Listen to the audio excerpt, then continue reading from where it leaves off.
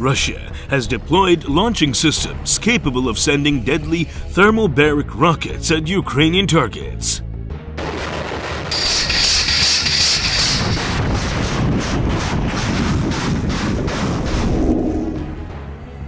Russia has deployed launching systems capable of sending deadly thermobaric rockets at Ukrainian targets, a senior U.S. defense official told reporters on Tuesday, a possible signal that the Kremlin is readying more terrifying weapons in order to strike fear into the population after logistical hurdles have hampered the early stages of the military campaign.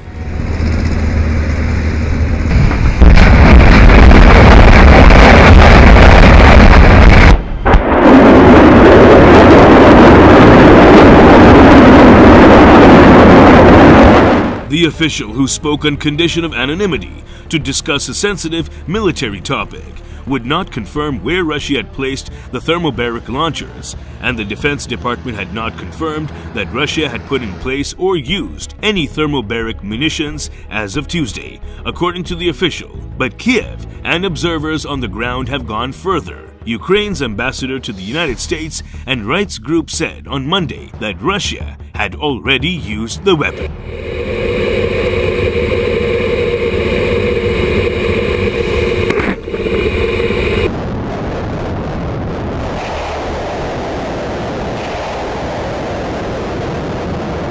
Also known as vacuum bombs, thermobaric munitions create a high-temperature reaction by sucking in oxygen from the surrounding area, producing a longer blast wave than conventional bombs. Russia is likely to employ the weapons to terrorize the Ukrainian army and civilian resistance, experts told Foreign Policy, in a possible effort to overcome logistical snags that have held back the military advance toward major cities such as Kharkiv and Kiev.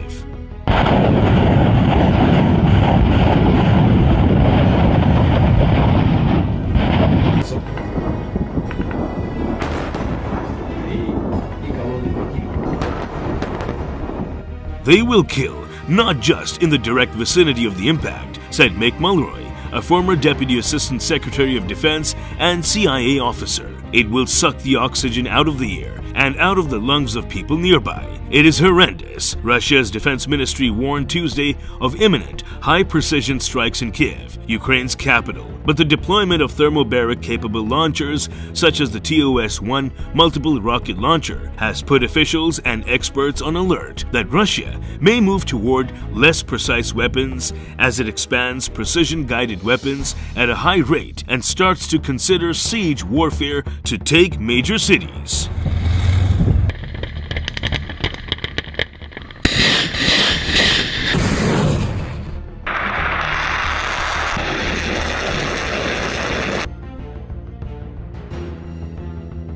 Russia also reportedly used the weapons during the Chechen wars of the 1990s and early 2000s, drawing condemnation from human rights groups, as well as during a campaign to retake the Syrian city of Ghouta in 2018. Russian military doctrine is heavily reliant on artillery and longer-range fires to provide cover for ground forces and undermine enemy morale. We are already seeing multiple rocket launchers on the outskirts of major cities, Dara Masakot, a senior policy researcher at the RAND Corporation who studies Russian military capabilities, told Foreign Policy on Friday.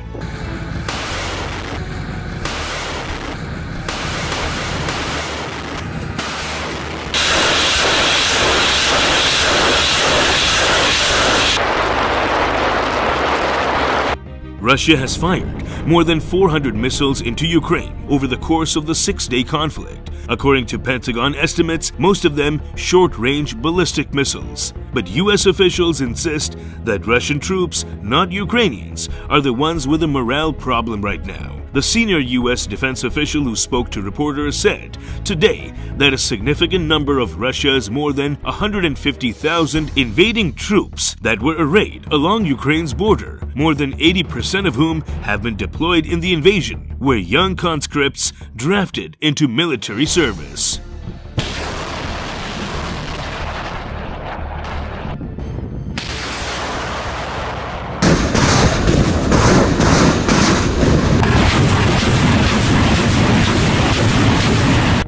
Many of them weren't even aware that they would be sent into a combat zone, the official said, adding that some Russian troops had surrendered without a fight. Alleged photographs from the battlefield indicated on Tuesday that Ukrainian forces had captured one of the thermobaric weapon launchers, though foreign policy could not independently verify the image.